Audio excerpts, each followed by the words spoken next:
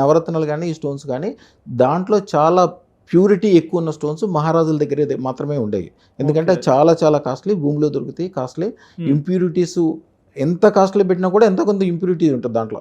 ఇప్పుడు కోహినూర్ డైమండ్ ఉంది, దాన్ని రేటు కట్టేవాళ్ళు కూడా ఎవరు లేరు, కానీ దాంట్లో ఎంత కొంత ఇంప్యూరిటీ ఉంటుంది.